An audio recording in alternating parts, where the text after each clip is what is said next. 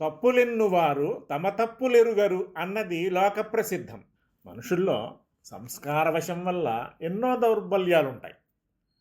విద్యాబుద్ధుల చేత, పెద్దల తీర్పు వల్ల, లోకవృత్తానుశీలనం వల్ల వాటిని నిర్జించి మంచి వ్యక్తిత్వాన్ని సంతరించుకోవాలి.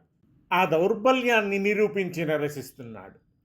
దూదేపి పరస్యాకసి పటుర్జనోనాత్మనః సమీపేపి స్వం వ్రణమక్షిణ పశ్యతి శశిని కలంకం నిరూపయతి.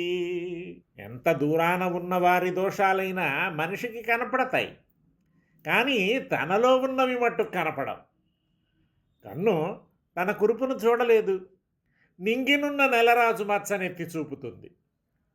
మనిషి చిత్రమైనవాడు.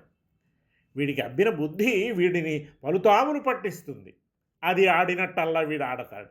మనిషి అన్నాక గుణాలుంటాయి, దోషాలు ఉంటాయి. నీలో, నాలో, వాడిలో, సర్వుల్లోనూ ఉంటాయి. వాటికి ఎవరూ మినహాయింపు కారు. కొందరిలో కొంచెం, కొందరిలో హెచ్చు. కొందరు ఉన్న దోషాలను విద్యా సంస్కారాదుల వల్ల తొలగించుకునే ప్రయత్నం చేస్తారు.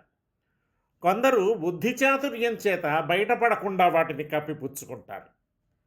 కొందరి దోషాలు చాటుమాటులు లేక తామే వెలికి వస్తాయి. అయితే కొందరిలోనూ దోషాలున్నా ఊరుకోక పెరవారి దోషాలు వెతికి వెతికి పట్టుకుని బయట పెట్టేందుకు బహుధా తపన పడతారు కొందరు.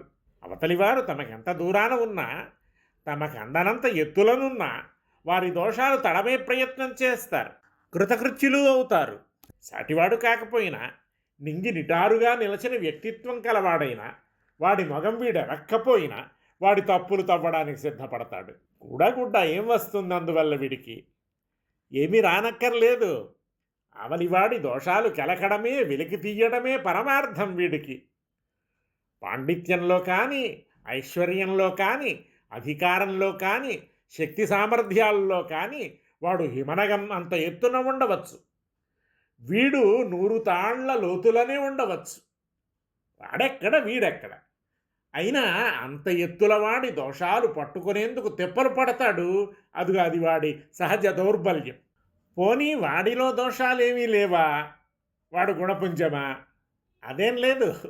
వాడు దోషాల పొట్ట. అవతలివాడిలో దోషాలు వెతుకుతున్నాడంటే వాడిలో అవి లేవని కాదు. అదే సృష్టి వైచిత్రి. కంటిలో కురుపయింది, ఆ కన్ను దాన్ని చూడలేదు. ఎక్కడో ఆకాశంలోనున్న చంద్రుడిలోని మచ్చను చూస్తుంది, మచ్చ అని అవహేళన చేస్తుంది. తన కురుపునది కనలేదు. ఇదిగో వీరే గురువింద గింజలంటే.